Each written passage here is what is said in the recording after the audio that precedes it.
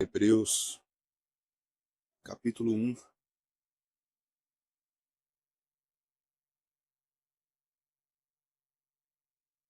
Nós iremos ler do versículo 4 ao versículo 14, mas no nosso estudo nós focaremos hoje do verso 10 ao verso 14. É a última parte do nosso estudo, do capítulo 1.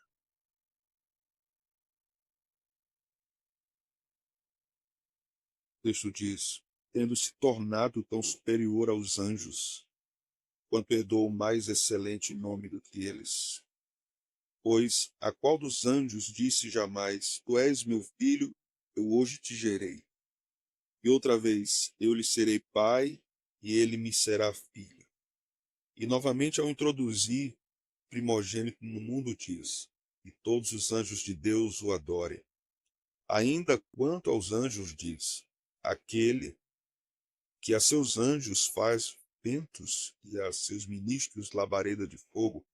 Mas acerca do filho: o teu trono, ó Deus, é para todos sempre, e cetro de equidade é o cetro do teu reino. Amaste a justiça e odiaste a iniquidade. Por isso Deus, teu Deus, te ungiu com um óleo de alegria como a nenhum dos teus companheiros.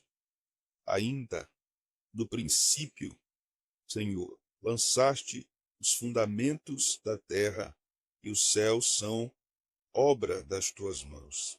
Eles perecerão, tu, porém, permaneces. Sim, todos eles envelhecerão qual veste. Também qual manto os enrolarás, e como vestes serão igualmente mudados. Tu, porém, és o mesmo, e os teus anos jamais terão fim. Ora, a qual dos anjos jamais diz: assenta-te à minha direita, até que eu ponha os teus inimigos por estrado dos teus pés? Não são todos eles espíritos ministradores, enviados para serviço a favor dos que hão de herdar a salvação? Amém. Vamos orar. Senhor, essa é a tua palavra e dependemos totalmente do teu Espírito Santo para compreender, para fazermos as devidas aplicações que o texto requer. Sejamos então levados ao texto, sejamos cativos ao texto, e sejamos alcançados por ele, transformados pela mensagem que está aqui, edificados profundamente. Ó Senhor, abre o nosso entendimento, para que nós possamos lidar com as verdades sagradas que estão contidas nesta passagem. Há tantos tesouros aqui, Senhor, postos diante de nós, mas nós temos tantas limitações para entendermos teu poder, a tua palavra, a tua vontade, o teu querer, o teu amor, a tua graça. Que os nossos olhos sejam abertos, que o nosso coração também seja aberto para o que o Senhor tem para nos dar nesta noiva. Conheces cada coração que está aqui, cada realidade de vida, cada oração que foi feita durante este dia, durante esta semana, durante esta noite, que se inicia. Conheces cada um de nós. Pedimos, portanto, que o Senhor aplique a tua palavra ao nosso coração devidamente. Precisamos dela, Senhor. Ela é o nosso sustento, ela é o nosso alimento. É isso que nós te oramos, rogamos, em nome de Cristo. Amém. Meus irmãos, chegamos até o último ponto no capítulo 1 de Hebreus. Aqui o apóstolo, se foi um apóstolo, né? Nos ensinou muito a respeito da superioridade de Cristo. E nos ensinou isso a partir dos 3 ofícios de Cristo: o ofício real, o ofício profético e o ofício sacerdotal. Do verso 4 até o verso 14, que é o que nós estamos examinando desde a semana passada, nós observamos o autor tratando sobre a superioridade de Cristo em relação aos anjos. E por que ele faz referência aos anjos? Nós vimos na semana passada que havia uma crença judaica de que teriam sido os anjos que tivessem dado a lei de Moisés, a Torá, ao povo de Israel. Então, os anjos seriam uma espécie de mediadores da palavra de Deus para o seu povo. O autor aos Hebreus, então, vai nos mostrar que Jesus é mais excelente do que os anjos, que Jesus é o verdadeiro mediador e que Jesus é um rei mediador. Por isso, ele se configura superior, infinitamente superior aos anjos. Aqui nós vamos lidar com um argumento final do autor aos Hebreus, baseando-se no Salmo 102, no versículo 10, ele está tratando do Salmo 102. Veja só, o texto diz assim: ainda no princípio, Senhor, lançaste os fundamentos da terra, e os céus são obra das tuas mãos. Eles perecerão, tu, porém, permaneces. Sim, todos eles envelhecerão qual veste. Este argumento aqui é importante para nós. Eu queria ir com vocês lá para o Salmo 102, versículo 25 e 27.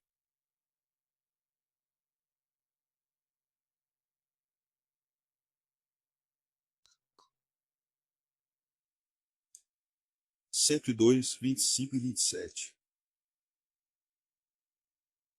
Do 25 ao 27. Em tempos remotos, lançaste os fundamentos da terra, e os céus são obra das tuas mãos. Eles perecerão, mas tu permaneces.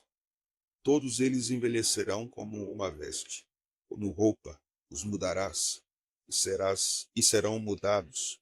Tu, porém, és sempre o mesmo. Os teus anos jamais terão fim. Irmãos, este salmo trata a respeito de um crente aflito, um crente angustiado. E esse argumento do salmista se dá demonstrando ao crente aflito a imutabilidade de Deus, de que as coisas passam, o mundo passa, assim como vestes se envelhecem e passam, mas Deus não passará. Quando nós lemos aqui essa porção, devemos notar algumas coisas importantes aqui e muito interessantes. Vejam só. Esta porção está tratando de Yahvé, o Senhor. No versículo 1 nós lemos isso: ouve, Senhor, a minha súplica. O texto está dizendo que Yahvé não muda, que ele não passa, que ele é imutável. E mais do que isso, o texto está nos dizendo que ele governa a sua criação. Veja, em tempos remotos lançaste os fundamentos. Ele é criador. Os céus são obras das suas mãos. Ele é criador. Estes céus e estes fundamentos da terra perecerão, mas tu permaneces. Todos eles envelhecerão como a veste. Como roupa os mudarás e serão mudados. Tu, porém, és sempre o mesmo, e os teus anos jamais terão fim. Ou seja, ele é eterno e imutável. Quando lemos Hebreus capítulo 1, versículo 10, nós percebemos que o texto está falando de Cristo. Certo? Quando o autor diz: ainda no princípio, Senhor, lançaste os fundamentos da terra, e os céus são obra das tuas mãos, eles perecerão, tu, porém, permaneces, sim, todos eles envelhecerão qual veste. O texto está falando acerca de Cristo. Então, o autor aos Hebreus está dizendo que Cristo é Deus. Ele segue o fluxo do argumento que ele vinha desenvolvendo, mostrando que Cristo é Senhor dos anjos, e ele mostra agora que Cristo é Criador de todas as coisas, mais uma vez, e isso inclui também os anjos. Então, Cristo não pode ser igualado aos anjos. Mas aqui eu quero pontuar uma coisa muito interessante que o autor está tratando na sua cristologia acerca de Cristo. Aqui eu quero traçar um paralelo, porque ele está mostrando Cristo como Criador. Veja, a partir do versículo de número 8, Cristo é Rei, o trono de Cristo, né? O teu trono, ó Deus, ele está dizendo isso de Cristo. Cristo é Rei, Cristo é esse Rei regente, cetro de equidade é o cetro do teu reino. Cristo é um Rei amoroso, certo? Isso aqui está também nos Salmos.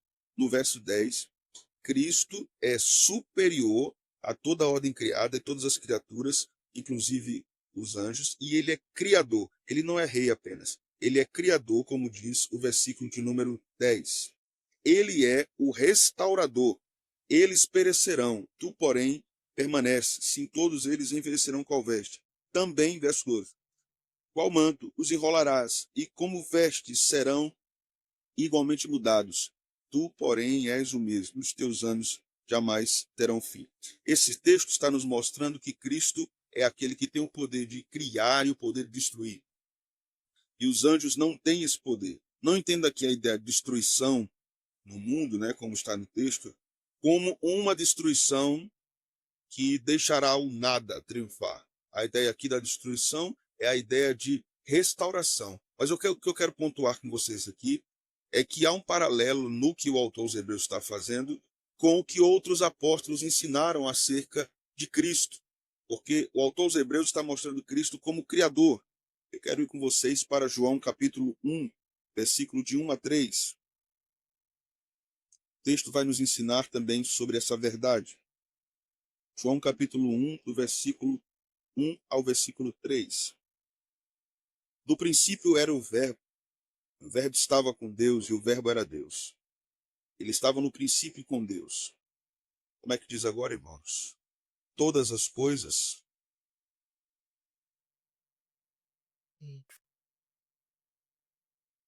Na cristologia joanina, na doutrina que João tem acerca de Cristo, Cristo é o criador do cosmos. E não apenas isso. Ele é criador da vida espiritual. Veja o que ele diz, verso 4 e 5. A vida estava nele, e a vida era a luz dos homens. Veja que até o verso 3, João está falando da criação do mundo, do universo, do cosmos. No verso 4, João está falando da vida espiritual. Veja o verso 5. A luz resplandece nas trevas, e as trevas não prevaleceram contra elas. João está falando da vida espiritual. Cristo é aquele que dá vida biológica, bios, essa palavra é usada no grego, ao mundo, e Cristo é aquele que dá vida espiritual. Então, os anjos também recebem essa sustentação de vida das mãos do Senhor. Mas outro ponto aqui interessante que nós devemos considerar, porque João, Marcos, Paulo, em Romanos 9:5, por exemplo, nos mostram que Jesus é Deus. Nós vemos isso nas exposições recentes de Marcos, quando vimos que Jesus andou sobre as águas, quando foi encontrar os discípulos, em Marcos 6:50, quando os discípulos estavam gritando, Jesus disse: "Não temais, sou eu." A frase ali, "sou eu", é ego eimi, em grego, significa eu sou. É a mesma frase utilizada em Êxodo 3:14, eu sou o que sou. É a mesma frase utilizada, por exemplo, quando Jesus disse: "Eu sou a porta, eu sou o caminho, eu sou a verdade, eu sou a vida." Há vários pronunciamentos com essa frase no Evangelho de João, eu sou. E esta é uma frase que remete ao que Deus disse a Moisés, eu sou. Então, os apóstolos estão mostrando em vários textos do Novo Testamento que Jesus é criador. Mas aqui, quando nós olhamos para essa doutrina de Cristo como criador, lançando os fundamentos da terra, nós precisamos olhar também para o verso 11 e verso 12, porque a ideia aqui não é apenas que ele fundou a, a criação, né? Ele começou a criação, mas que ele também levará a criação a um desfecho. E o texto aqui nos ensina algumas coisas com frases importantes, né? Por exemplo, enrolado como um manto. Né? Há imagens aqui interessantes, né? A ideia aqui é de jogado fora, enrolou o manto, enrolou a roupa velha e joga isso fora, troca isso. Então, o universo passará por esse processo de restauração, conforme o autor vai nos descrever aqui. Nós vamos observar alguns textos importantes. Veja, primeiro o verso 11. Eles perecerão, tu, porém, permaneces. Sim, todos eles envelhecerão, qual veste, também qual manto os enrolarás. E como vestes serão igualmente mudados. Agora veja comigo, por favor, Apocalipse capítulo 6, versículo 14.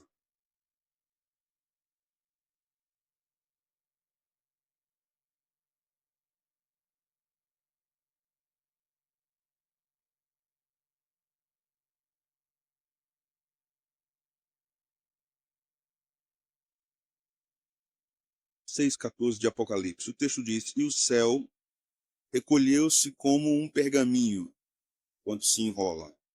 Então todos os montes e ilhas foram movidos do seu lugar. O céu recolheu-se como um pergaminho que se enrola. É a mesma linguagem de Hebreus, que Deus fará com o universo no processo de restauração.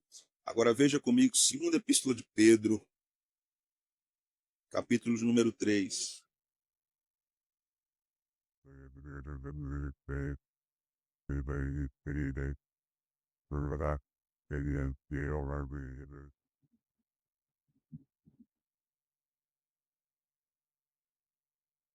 Versículo de número 7 e versículo de número 10. Ora, os céus que agora existem e a terra, pela mesma palavra, têm sido entesourados para fogo, estando reservados para o dia do juízo, destruição dos homens ímpios. Agora vamos ler o versículo número 10. Virá, entretanto, como ladrão o dia do Senhor, no qual os céus passarão com estrepitoso estrondo, e os elementos se desfarão abrasados.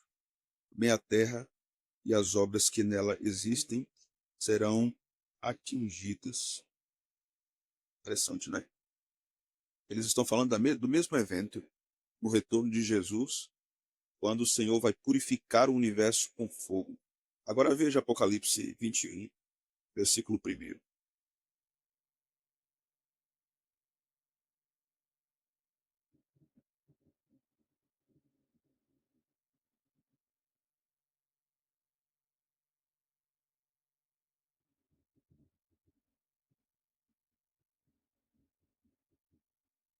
Vamos ler juntos, o que é que diz?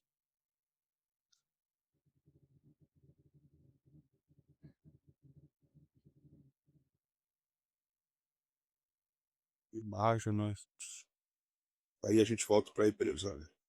Então, o que é que o autor aos Hebreus quer dizer aqui com eles perecerão? Veja que o foco do texto não está numa suposta destruição do cosmos. O foco do texto está na ênfase que diz que a natureza é mutável. A criação é mutável. Cristo é imutável. Veja o que o texto continua dizendo no verso 11.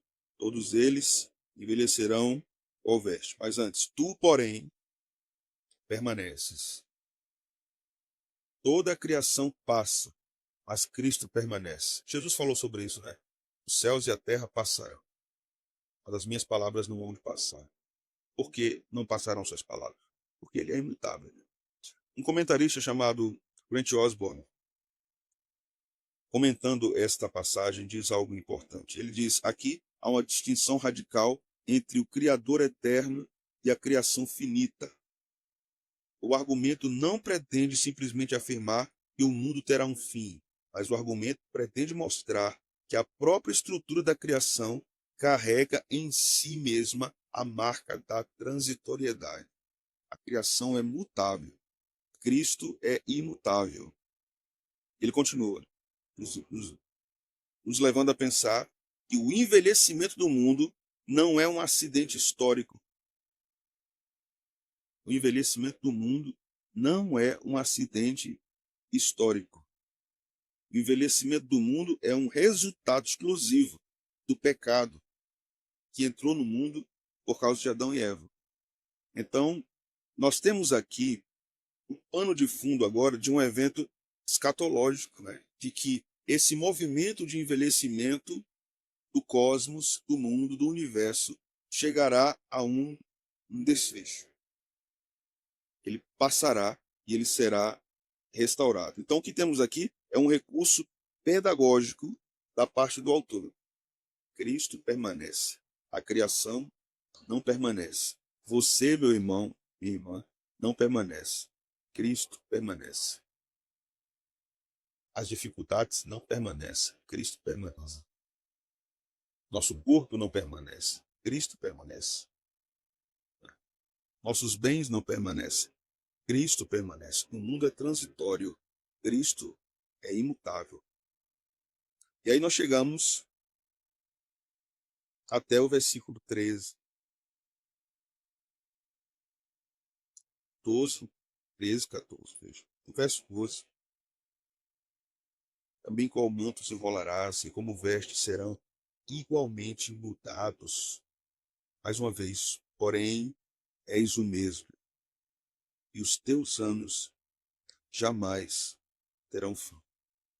E aí agora ele faz a comparação da transitoriedade do mundo com a perpetuidade e mutabilidade de Cristo. E agora ele coloca os anjos mais uma vez no seu ensino. Ora, a qual dos anjos jamais disse: assenta-te à minha direita, até que eu ponha os teus inimigos por estrado dos teus pés. Esse versículo é interessante. Vamos lá.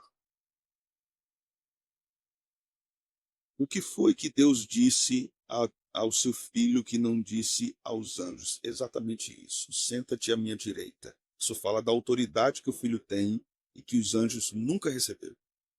Os anjos nunca estiveram à destra de Deus. Somente o filho esteve e está à direita de Deus. Isso é um sinal, aqui mais uma vez, de autoridade, né? Coroamento do filho. Capítulo 1 inteiro está falando disso, do Cristo coroado. Nós vimos na semana passada que a expressão hoje te gerei tem a ver exatamente com isso, com esta coroação, que se dá quando, os irmãos lembram? A ressurreição. Vou pegar água comigo também. Na ressurreição, eu lhe serei, verso 5, né? Eu lhe serei pai e ele será filho. E novamente, verso 6, introduzindo o primogênito no mundo, diz: e todos os anjos de Deus o adorem. Então, esse coroamento se dá na ressurreição, e aqui nós temos uma volta a isso no verso 13. E Cristo está sentado à destra de Deus. Então, aqui nós vamos ver um movimento que está relacionado ao estado de exaltação de Cristo. Isso se dá com ressurreição, como eu disse semana passada, ressurreição, ascensão, Cristo assentado à destra de Deus e segunda vinda. Tudo isso está sendo apontado aqui. O mundo, a criação, se recolherá como um pergaminho enrolado. Segunda vinda. Cristo assentado à destra de Deus. Esse é um estágio ali do estado de exaltação, né? O estado de mediação e exaltação que Cristo está. Aqui nós vamos observar que isso está sendo apontado constantemente pelo autor para mostrar que esse movimento que aconteceu na exaltação de Cristo é importante para a teologia cristã, é importante para a própria vida cristã. Cristo ressuscitou, Cristo foi assunto aos céus, ele está à destra de Deus e ele voltará. Por que isso é importante? Nós vamos entender. Quando ele nos diz aqui no verso 13, assenta-te à minha direita, até que eu ponha os teus inimigos por estrado dos teus pés. O que isso quer dizer? O que isso quer dizer? Obrigado, Tiago, pela água. O que isso quer dizer?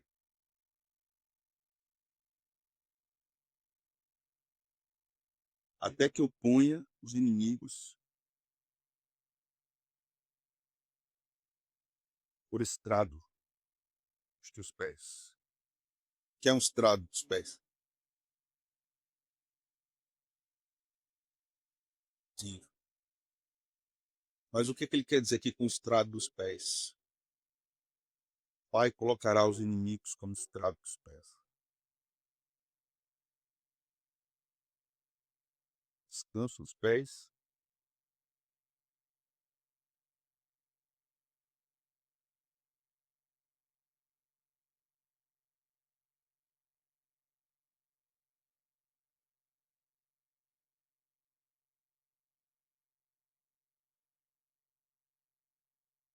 O que são os inimigos?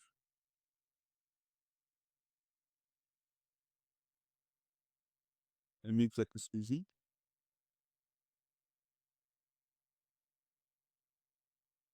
Você acredita no seu vizinho? Diabo? Quais são os inimigos que estarão nos pés de Cristo? Consideramos o contexto.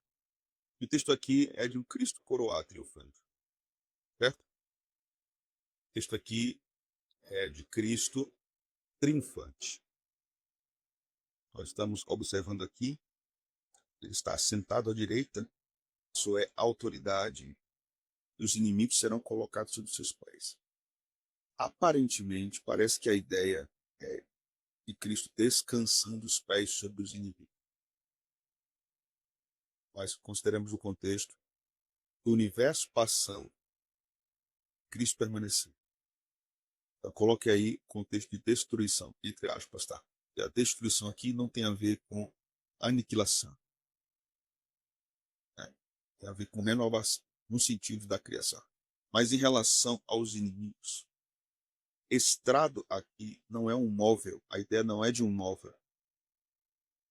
A ideia é das grandes batalhas romanas antigas e de grandes povos. Quando um general, quando um rei vencia uma batalha, ele colocava o pé em cima do derrotado.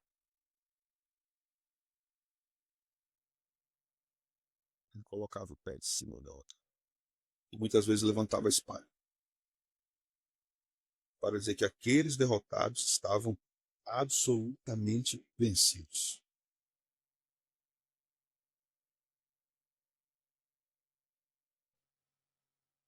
Sim. Sim. Quem são os inimigos? Os inimigos são aqueles que foram vencidos pela conversão e vencidos pela condenação. Não só isso. Os inimigos também são a igreja, que eram inimigos e foram vencidos por Cristo. Ele triunfou e conquistou pela conversão. Os inimigos também são os inimigos não conversos, Satanás, os demônios, os caídos, inimigos humanos, que são vencidos pela condenação. Todos os inimigos de Cristo são vencidos. Ora, será que nós não éramos inimigos de Cristo antes da conversão? Éramos. E ele nos venceu. Ele triunfou. Né? Um puritano chamado Matthew Henry, do século XVII, se não me engano era isso, disse algumas coisas importantes sobre isso, irmãos. Ele diz o seguinte: a superioridade de Cristo sobre os anjos aparece no fato de que Deus nunca disse aos anjos o que disse a Cristo. O que foi que ele disse? Assenta-te à minha testa, até que põe os inimigos os cabelos dos seus pés. E aqui ele faz uma pergunta interessante. Veja, Cristo Jesus tem seus inimigos. Quem poderia imaginar isso? Porque ele faz essa pergunta. Homens são inimigos de Cristo. Satanás é inimigo de Cristo. Demônios são inimigos de Cristo. Sistemas são inimigos de Cristo. Governos são inimigos de Cristo. E qual é a causa da sua inimizade contra Cristo? O que foi que Cristo fez contra eles? Qual foi o mal que Cristo fez contra os seus inimigos? Nenhum. Nenhum mal. Ele continua dizendo o seguinte: por isso, Matthew Henry diz, né? Por isso, não estranhemos então o fato de termos os nossos inimigos. Cristo nunca fez nada para tornar-se inimigo dos homens. E não necessariamente nós tenhamos feito algumas coisas para que outros se tornem inimigos nossos. Ele continua, segunda coisa, segunda aplicação que ele faz. Todos os inimigos de Cristo serão transformados em escabelo de seus pés, ou pela humilde submissão e inteira sujeição à sua vontade, assim como Arthur falou, né? Ou pela destruição total dos seus oponentes. E aí a gente lembra do que Paulo fala lá em Filipenses, que toda a língua confessará e todo joelho se dobrará diante de Cristo. Né? Então, Cristo vencerá todos os seus inimigos. Ele, sim.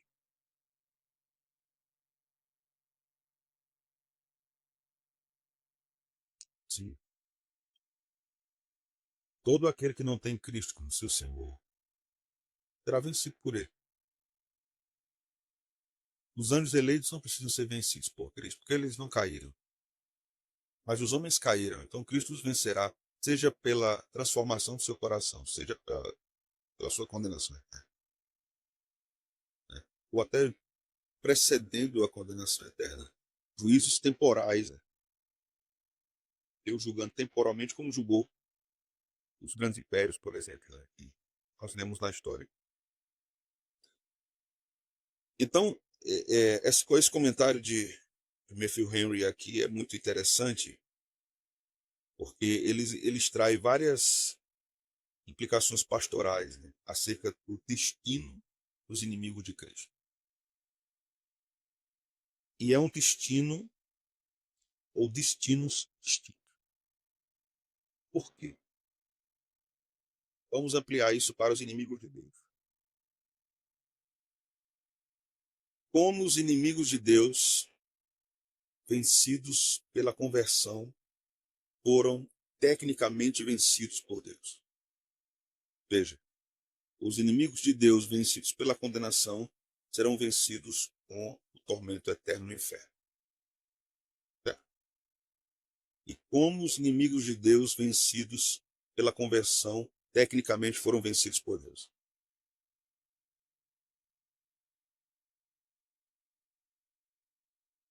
A ira de Deus direcionada ao próprio Filho. A mesma ira que está no inferno para condenar os simples, Satanás, foi despejada sobre Cristo.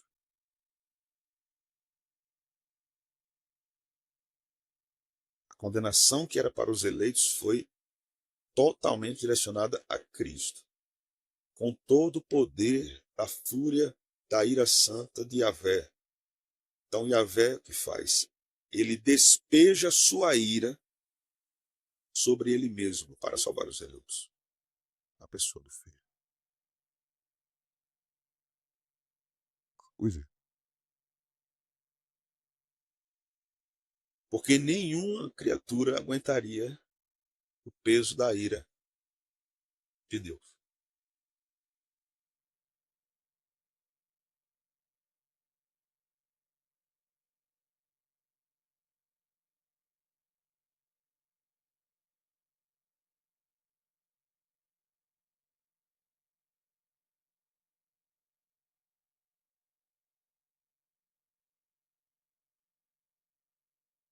Exato. Exatamente. Ali a gente não pode diminuir o sentido de ira sobre o filho como a dor da morte na cruz. E não é só uma questão simbólica de que ele levou os nossos pecados sobre sua carne. Veja, os ímpios vão sofrer eternamente no inferno sem descanso nenhum. Não haverá milésimo de segundo que não haja sofrimento. Nenhuma brecha, nenhum descanso. Nunca. Eternamente. Por isso que a condenação é eterna, porque o pecado deles é impagável. Quanto mais eles forem condenados, mais ficarão devendo e serão atormentados eternamente. Esta ira eterna de Deus, Pai, contra o pecado que está no pecador, foi colocada sobre o Filho por causa dele. Não é à toa que o Filho diz: por que me desamparaste? O Pai abandona o Filho na ira, assim como abandona o ímpio no inferno. Isso é um mistério, porque ao mesmo tempo que isso acontece, Cristo não deixa de ser Deus. Ele permanece em unidade com o seu Pai.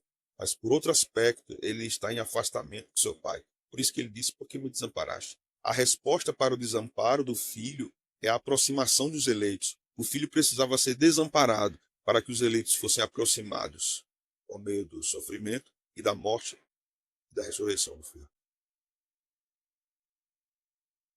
Da ira de Deus.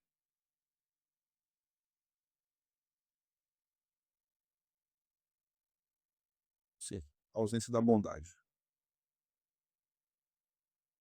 Exato. Nós vimos várias vezes, né, a gente filosofou isso em Hebreus, né? E Cristo disse ao filho: Tu és meu filho, eu tenho prazer em você ser meu filho. Em ti me comprazo. Né? A gente vê ele falando coisa.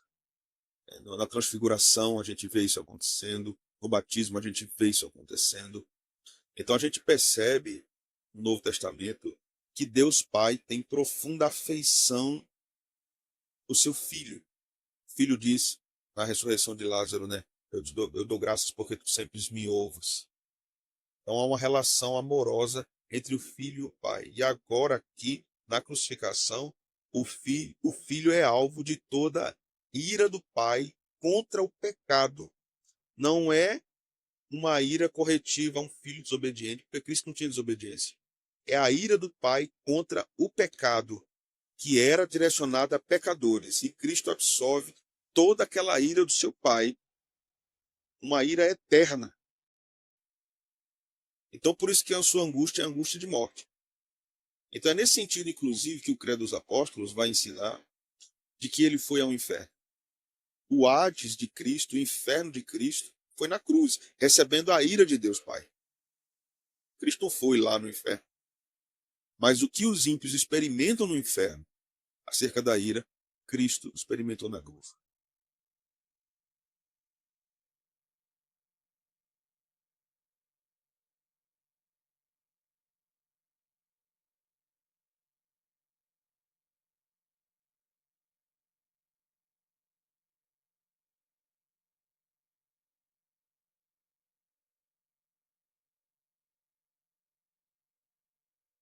Também.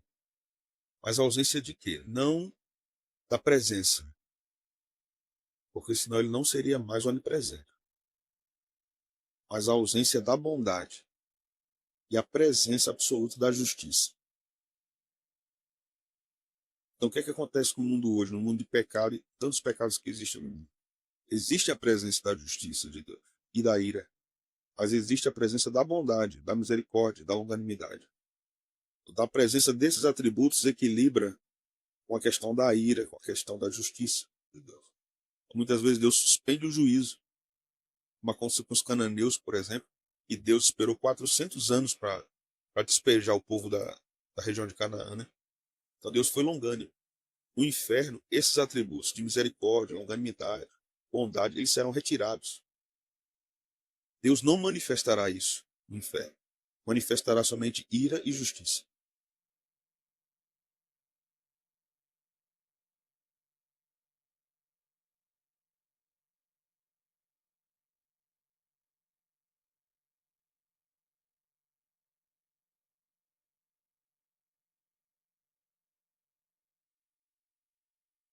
Isso acontece, essa linguagem aparece em relação a pecados impenitentes, quando diz que Deus os entregou às suas paixões. É uma espécie de condenação. Então, é uma espécie de ausência. Mas Deus está gerindo o processo também. Então, não é uma ausência total, é uma ausência de intervenção. Exato, exato. Até o inferno.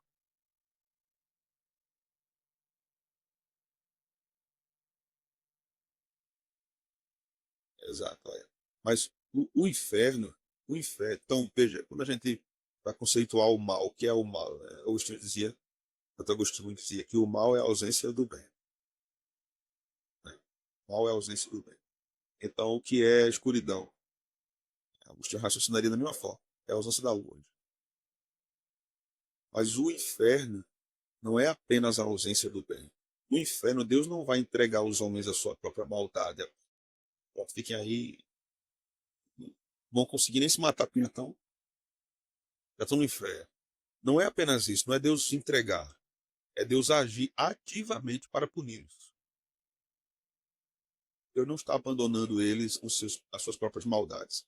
Deus está agindo ativamente para puni-los, inclusive usando as maldades dos seus corações. Porque pela ausência do Espírito Santo, na conversão de corações no inferno, o coração dos ímpios vai continuar gerando pecado, gerando maldade, mesmo na condenação. Eles sabem que o único que poderia talvez tirar eles da lei era Deus, bondosamente. Mas eles não buscarão isso. E Apocalipse já mostra isso. Não no inferno, mas na terra ainda. Deus derramando juízo sobre os homens e os homens não se arrependendo. Veja, e ainda há uma ação de Deus bondosa.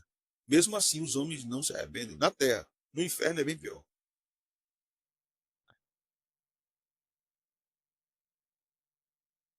A única chance que pode existir é quando o Espírito Santo leva o homem pela graça à conversão. Sim, então, o Espírito Santo não vai agir lá convertendo corações. Não tem condição. Ainda que alguém dissesse, não, eu quero sair daqui, eu me arrependo. Não tem condição de se arrepender verdadeiramente, porque quem leva o homem ao arrependimento é o Espírito Santo. É a graça. Não haverá graça no inferno. Apenas condenação. E aqui na linguagem do texto seria destruição. Mais alguma pergunta? Então aqui, quando o autor usa a ideia de estrado dos pés, né, é uma ideia de domínio absoluto. A ideia que Arthur falou também, destruição total.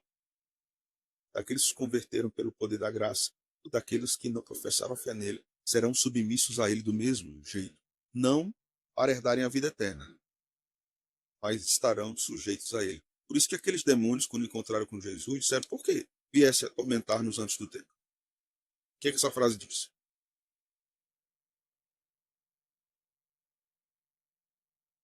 Sim, sim, mas por que vieste nos atormentar antes do tempo? O que essa frase diz? Por quem? Por Cristo. Então, quem atormentará o perdido no inferno? Pesado? Sabe? Com a ira, né? A ira do cordeiro.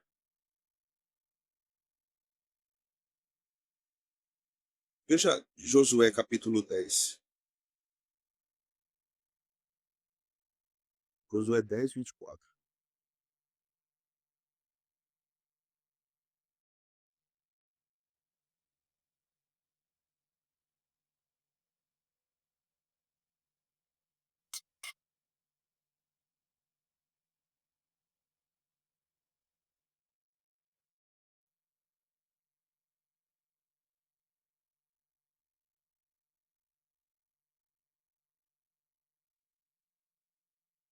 Veja que texto interessante para nosso estudo. Para o entendimento desse versículo, né? Trazidos os reis a Josué, chamou este todos os homens de Israel e disse aos capitães do exército que tinham ido com ele: Chegai, ele diz agora, sobre o pescoço desses reis. E chegaram e puseram os pés sobre os reis. Então, os inimigos, debaixo dos pés de Cristo, exatamente isso. É Cristo declarando submissão total ao seu poder. Tudo bem até aqui, irmãos?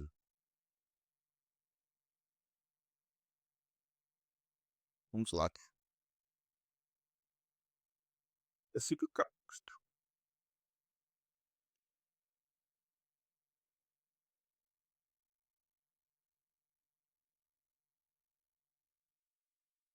Não são todos eles espíritos ministradores enviados para serviço a favor dos que hão de herdar a salvação. Então, qual é a função dos anjos? Servir a igreja. Esse é o serviço dos anjos. Louvar a Deus, adorá-lo nas regiões celestiais e servir a igreja. Então, depois de afirmar que os inimigos de Cristo serão feitos estrado dos seus pés, agora o autor entroniza Cristo e mostra que os anjos de Deus estão servindo a Cristo quando estão servindo a igreja. Por isso que Cristo governa os anjos também. Né? Ele disse em um lugar, e eu não poderia pedir ao meu Pai, e ele enviaria a legião. Os anjos estão submissos às ordens de Cristo. Esse versículo reforça-nos que o reinado de Cristo não é distante, não é abstrato, mas ele se expressa concretamente no cuidado com aqueles que lhe pertencem. Deus envia os seus anjos para cuidar de nós. Você precisa saber qual é o anjo que está cuidando de você. Na verdade, o termo vai aparecer algumas vezes no plural, né? Anjos, anjos, cuidando do povo de Deus, nos livrando, nos protegendo. Tem uns crentes que dão uns trabalhos a uns anjos assim, né? Eu acho que os anjos olham assim, pai. Eu, vamos ver algumas aplicações aqui. Eu prometi 34 aplicações semana passada, mas eu só fiz 10. Esta 24 aqui ainda. Estão preparados? Primeira coisa, irmãos. Esse texto nos mostra que Cristo deve ser o ponto de referência final na visão que nós temos dele. Cristo deve ser o ponto de referência final à visão que nós temos da realidade. Então, Hebreus 1, 10 ao 14, apresenta Cristo como aquele que está presente no início da criação, né? Colocou os fundamentos da terra. No seu desenrolar histórico e no seu desfecho final. Cristo é o Criador, Cristo é o sustentador e Cristo é esse grande regente que leva a criação ao seu bom desfecho. Isso significa, meus irmãos, que nenhuma leitura da realidade pode ser feita legitimamente à parte de Cristo. Tudo que nós observamos no mundo, na nossa própria vida, deve ser regido por quem Cristo é e pelo seu governo. Quando nós analisamos o mundo, analisamos a nós mesmos e a vida sem Cristo, nós estamos destronando Cristo no nosso coração. O cristão interpreta o mundo, a história, o sofrimento, o futuro, não a partir de ideias humanas, mas a partir do governo de Cristo. Quando Cristo não ocupa esse lugar central, nossa fé se fragmenta. Ela é partida. Cristo só serve para alguns momentos. A nossa esperança se desloca para fundamentos instáveis. Nós colocamos a esperança nas coisas daqui, nos poderes daqui, na força daqui e não na força de Cristo. Cristo fundou a criação, Cristo sustenta a criação, está levando a criação ao desfecho. Cristo lhe deu vida no ventre materno, Cristo lhe sustenta e Cristo leva a sua vida até o fim. É isso que o texto também está nos ensinando. Segunda coisa, o texto nos ensina sobre a instabilidade do mundo. E essa instabilidade do mundo não deve gerar desespero no nosso coração, mas confiança. Isso é muito propício para nós, irmãos, porque a cada ano, a cada semana, a cada mês, a gente tem uma novidade nesse país. E vai gerando em nós uma série de estabilidades. A cada dia que passa, o nosso dinheiro não é mais nosso dinheiro. A cada dia que passa, os nossos bens não são mais nossos bens. A cada dia que passa, a nossa propriedade intelectual não é mais nossa propriedade intelectual. Então, o texto vai nos guiar nesse contexto de desespero que o mundo vive e que os cristãos não podem viver.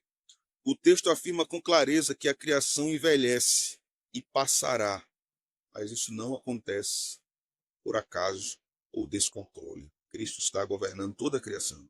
Cristo não apenas criou o mundo, mas o sustenta e o conduz. Em tempos de crises sociais, políticas, ecológicas, pessoais, econômicas, o cristão não deve entrar em pânico, porque ele sabe quem é o Senhor da história e aquele que muda tudo. Quem enrola a criação como um pergaminho é Cristo, e quem restaura essa criação é Cristo. Da mesma forma, ele restaura os pilares da realidade que nós vivemos. A mutabilidade do mundo destaca, meus irmãos, o contexto de pecado que o mundo vive, mas nós vivemos nesse mundo de pecado, mas firmados daquele que reina para sempre. É nele que nós confiamos. Terceiro lugar, nossa esperança não está na preservação do mundo atual, mas na sua renovação em Cristo. Não espere que o mundo melhore. Espere que Cristo venha. Deus não ensina uma destruição sem propósito, mas uma transformação que é conduzida pelo Filho.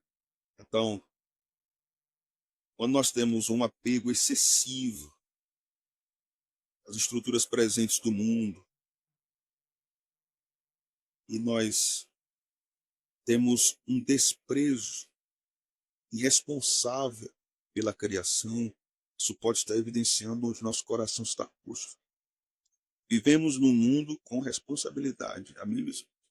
Nós temos responsabilidade no mundo que vivemos, sabendo que este mundo será renovado. Nós cuidamos do mundo sem idolatrá-lo.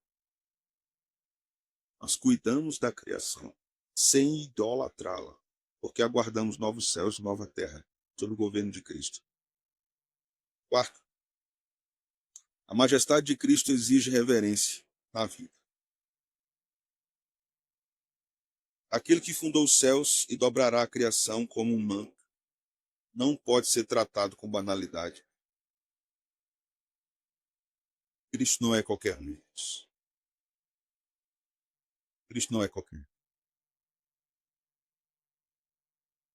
Tomemos cuidado para não abraçarmos uma graça barata, que em nome da graça estejamos vivendo em constantes pecados não abandonados. A nossa vida deve ser uma vida de reverência a Deus, uma vida de temor a Cristo, de amor a Ele. Hebreus confronta qualquer espiritualidade superficial. A sua espiritualidade é superficial ou ela é ancorada na graça de Deus? O seu culto, a sua vida cotidiana é superficial ou é ancorado na verdade e na graça de Deus?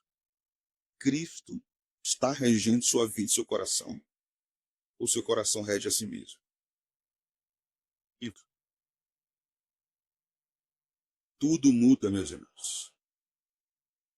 Circunstâncias mudam, emoções mudam, governos mudam, contextos mudam, pessoas mudam. Mas nós temos a tendência de acharmos que nada muda. Nada muda. Se uma pessoa faz hoje o que ela não fez no passado, a gente diz assim, sempre foi assim. Mentiu para mim a vida toda. Imutável é só Deus. Se o contexto que a gente vive está ruim, a gente acha que nunca vai mudar do mesmo jeito. O texto está nos dizendo que quem permanece para sempre é Cristo. O resto das coisas são mutáveis. Essa verdade sustenta o cristão quando a fé dele é provada. Cristo é quem não muda. Quando suas forças, então, meu irmão, minha irmã, quando suas forças se esgotam, ou quando suas expectativas humanas são frustradas, lembre-se disso. Cristo é imutável. Suas expectativas sobre pessoas serão frustradas. As suas expectativas sobre sonhos serão frustradas também.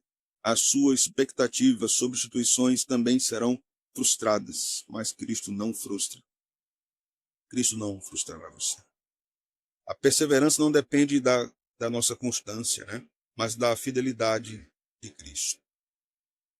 Vou repetir isso, tá? A nossa perseverança não depende da nossa constância, mas da fidelidade imutável de Cristo. Por isso que nós perseveramos, porque Ele é imutável. Sexto,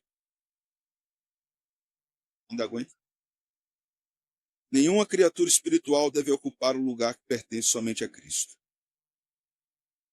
E eu acrescento mais aqui agora. Nenhuma criatura, de modo geral, pode ocupar o lugar que pertence a Cristo. Embora os anjos sejam gloriosos, poderosos, criaturas que servem a Deus, eles não podem ocupar o lugar de Cristo. Isso vai de encontro a todo tipo e toda espécie de idolatria. Será que alguma coisa tem ocupado lugar no seu coração, no lugar de Cristo?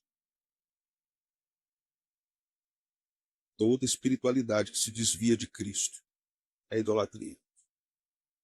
Se Cristo não tem sido suficiente para nós, nós estamos idolatrando alguma coisa.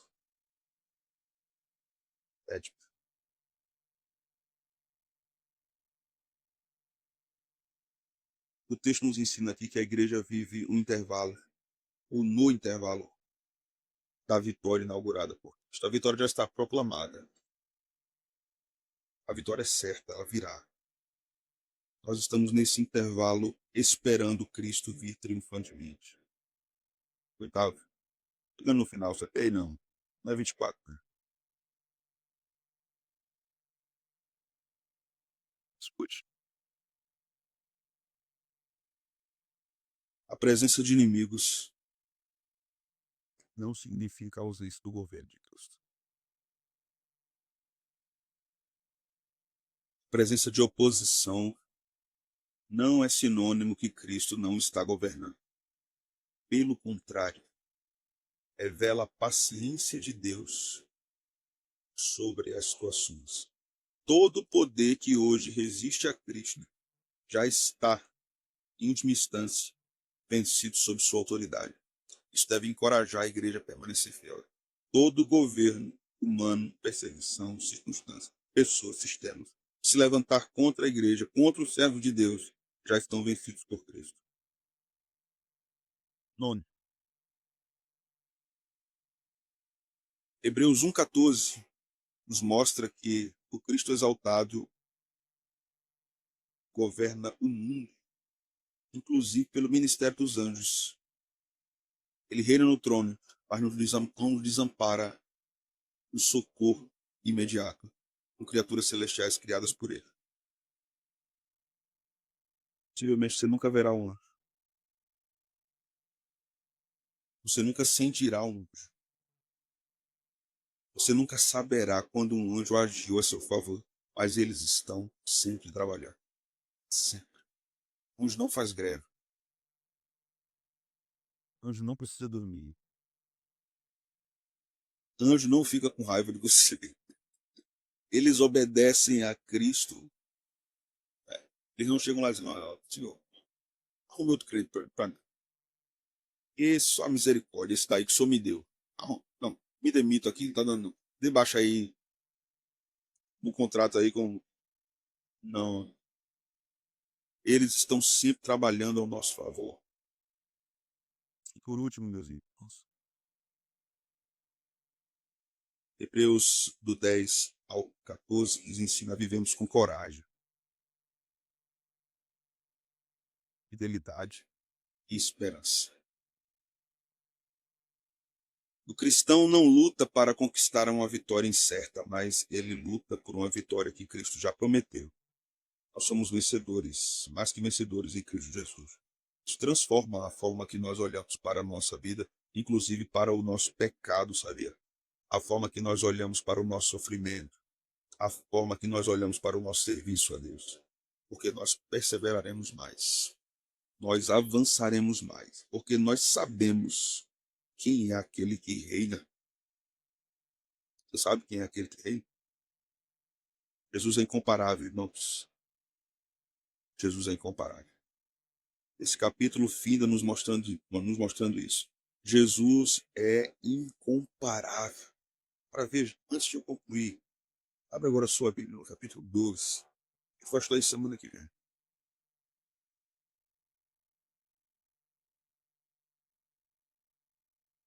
Diante de tudo isso que o autor ensinou no capítulo 1, ele faz uma advertência pesada no capítulo 2. Veja o versículo 3. Como escaparemos nós se negligenciarmos tão grande salvação, a qual, tendo sido anunciada inicialmente pelo Senhor, foi-nos depois confirmada pelos que a ouviram. O autor dos Hebreus está considerando a possibilidade da igreja ser doutrinada em tudo isso que ele falou no capítulo 1. Ele fez aqui várias exegeses dos Salmos, Samuel, e agora ele está dizendo assim, cuidado, irmãos, para não negligenciarem aquilo que fez. Isso quer dizer que a igreja, o povo de Deus, nossa igreja, pode ser muito bem orientada, muito bem doutrinada, muito bem instruída e ser altamente negligente. Altamente negligente. Isso é possível. Ele está dizendo aqui.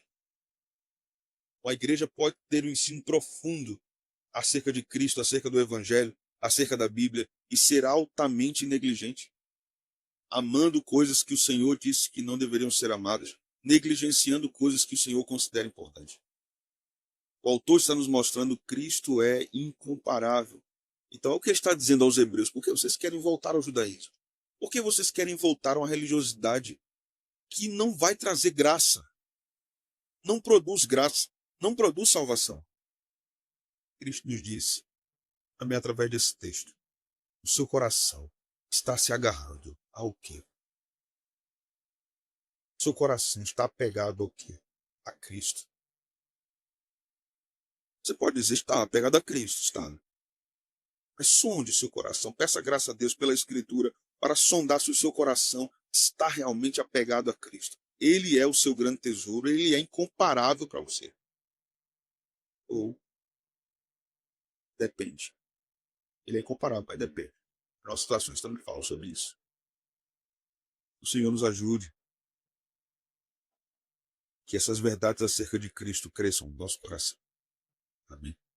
Irmãos, tem alguma pergunta, Confábio?